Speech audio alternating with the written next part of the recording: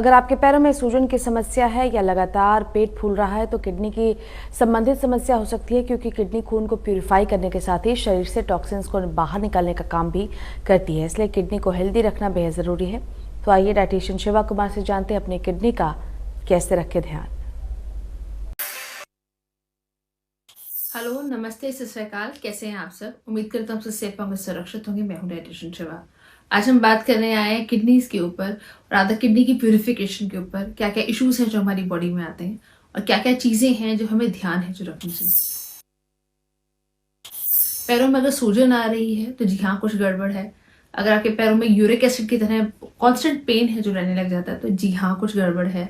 And above all, अगर पैरों के साथ साथ हाथों में सूजन आ रही है या पेट फूलने लग रहा है तो जी हाँ, कुछ गड़बड़ है। किडनीज हमारी बॉडी में से जितने भी टॉक्सिन्स हैं वो रिमूव करती हैं by the formation of urine. लेकिन वो टॉक्सिकेशन को हमें पता होना चाहिए कि क्या वो हमारी बॉडी रीअब्जॉर्ब तो नहीं कर रही। अगर पैरों या हाथों में आपको पफिनेस ज्यादा हो रही है या बॉडी वाटर रिटेंशन पे ज्यादा जा रही है तो that is wrong for us. आइए इस चीज पे बात करें, क्या हमारी बॉडी का प्रोफाइल रेशो है जो होना चाहिए। अबव ऑल, क्या क्या चीजों का ध्यान है जो हमें रखना है। काफी सारे लोग 3 चीजों पे काम करते हैं। बहुत एक्सेसिव प्रोटीन है जो खाते हैं, जो जिम फ्रीक्स हैं वो बहुत ज्यादा प्रोटीन खाते हैं।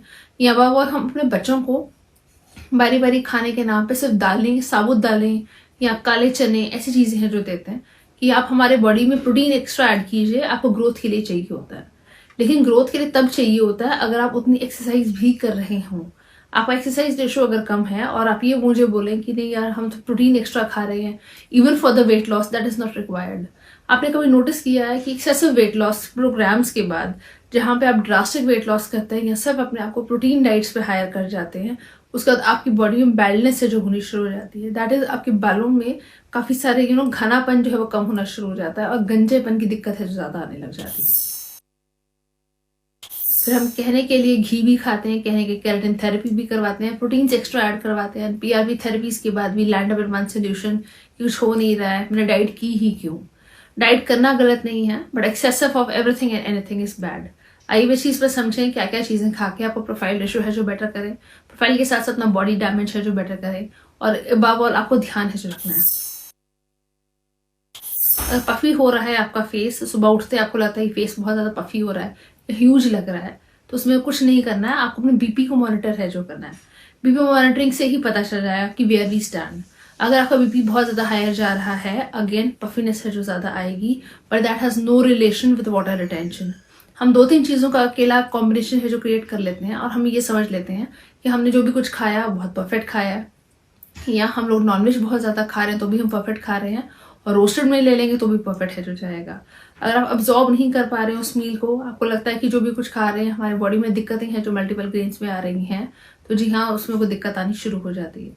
अगर आप ये मुझे बोलें अच्छा मिलेट्स का बहुत ज्यादा ट्रेंड है, तो मिलेट्स के ऊपर कॉम्बिनेशन ऑफ रागी, ज्वार, चना, इन सबको मिक्स करके खाते हैं तो भी बॉडी का बेनिफिट है जो नहीं जाता और नुकसान है जो बॉडी को होता है। तो इन चीजों का ध्यान रखिए। कोशिश करें जब भी आपकी बॉडी इतना वाटर रिटेंशन पे जा रही है तो वाटर इनटेक, कई लोग बहुत ज्यादा एक्सेसिव पानी पीते हैं, 5 लीटर इज मिनिमम। वो हर थोड़ी थोड़ी देर बाद पानी है जो पीते रहते हैं, पर उतना देखिए क्या उतनी बॉडी फ्लश आउट है कर रही है या नहीं कर रही। अगर उतना बॉडी फ्लश आउट ही नहीं कर रही है, there is no fun of taking so much water inside the body.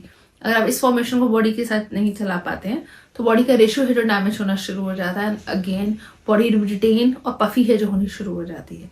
तो किडनीज का बेस्ट रिजल्ट ही यही होता है कि अगर आपने 5 लीटर पानी पिया तो उतना ही बॉडी से आउटपुट है जो होनी चाहिए। अगर आउटपुट कम हो रही है then there is a problem. अगर आपकी बॉडी एक्सेसिव बहुत ज्यादा स्वेटिंग है जो जा रही है, और अगर वो हो रही है then it is fine, but अगर नहीं हो रही है then it is a problem. तो कोशिश करें जितने भी मील्स आप फ्रीक्वेंट खाएं उन्हें खाइए, एक्सेसिव प्रोटीन्स मत लीजिए। अपने KFT test, that is kidney functional test है जो फ्रीक्वेंट मील्स के बाद है जो करवाना चाहिए, एटलीस्ट 45 डेज के बाद, 50 डेज के बाद है जो करवाएं, और बॉडी के प्रोफाइल पे है जो ध्यान दीजिए। आपके रेशोज को अगर आप चेंज नहीं कर पाएंगे तो बॉडी डैमेज में उतना ही बढ़ती जाएगी, और जी हाँ, डायलिसिस तक की नौबत भी है जो आ जाती है। इसलिए अच्छा खाइए, प्रॉपर खाइए, नॉर्मल मील्स पे खाइए, एक्सेसिव डोसेज मत लीजिए, और एक्सेसिव खाने की चीजों को ओवरडो नहीं करते हैं कि आज मैंने मीठा खाया तो बहुत ज्यादा खा लिया, और जब मुझे बहुत अकेलापन फील हो रहा है तो मैं बहुत ज्यादा कुछ और नहीं खाना चाहता हूँ। तो ऐसा नहीं करना है। Maintain a proper balance and try to eat whatever is required for the body. Thank you so much for joining in.